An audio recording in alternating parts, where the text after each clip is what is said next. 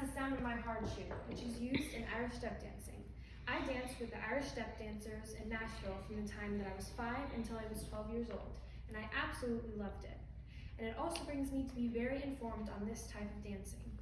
The newspaper and news site Carroll County Times states it's an art form you see often on TV, but seeing it in person, you can literally feel it in your bones.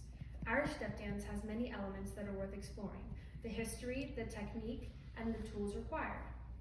Irish step dance gives wonderful opportunities and helps build a family-like community just like any other sport.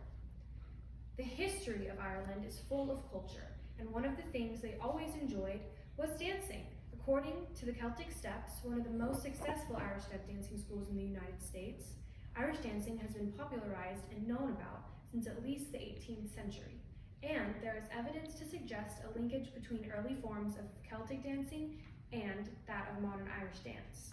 Irish dance was most likely inspired by an Irish clan marching tune, which then furthered into different dances and branched into more music. Even Queen Elizabeth I supported the Irish jig in her day. She invited somebody to her palace to perform Irish step dance for her. Although every type of dance and skill has its own different skill set and categories of skill sets, Irish dance has many different categories or types of dance you can do, and the form of technique is very unique and almost opposite to any other kinds of dance. The Cladach School of Irish Step Dance states that the 4 basic types of modern Irish dance and music associated with those dances are the jig, reel, hornpipe, and the set dances. Toes are always pointed and knees are always straight. My dance teacher always taught us to look for a crease or a smiley face in our knee to see if our legs were straight enough. Hands stay by one side the whole time they're dancing, and it's very important that they remain there or points will get taken off when you're competing. Keeping your posture and your feet turned out is beaten into every aspiring young Irish dancer, and it is one of the foundations to make the dancing look easy and to also master the different dances.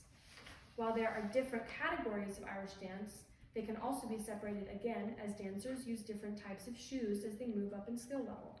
Performance and presentation are very important, and there are a lot of different tools required for professional presentation when competing.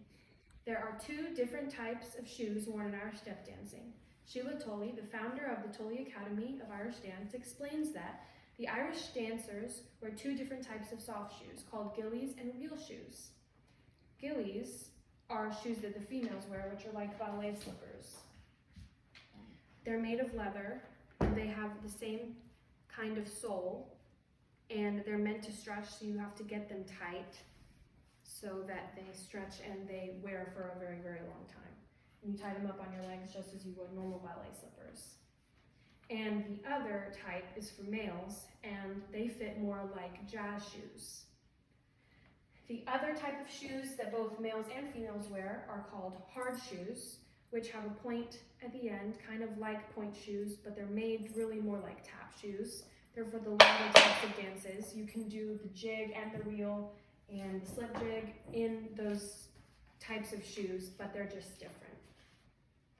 Other than shoes, there are types of clothes required for this type of dance. There are wraparound skirts and button-up collar shirts, long sleeve and short sleeve for beginners, and after that you can move up to a school dress, and then the goal is to, once you become a champion, get your own solo dress, which is designed just for that dancer herself. Full wigs are required until a dancer passes the beginner category, and they wear a bun wig, but you have to wear a full wig once you are over a beginner stage and 1 year of experience. Small tiaras are worn on the top of the head once a dancer passes the beginner category. Elegance and grace is one thing that you will find in Irish step dancing, and this is kind of one of those things that shows that. Irish step dancing dress is quite modest for both men and women, but dress depends on your age, your experience, and your grade group.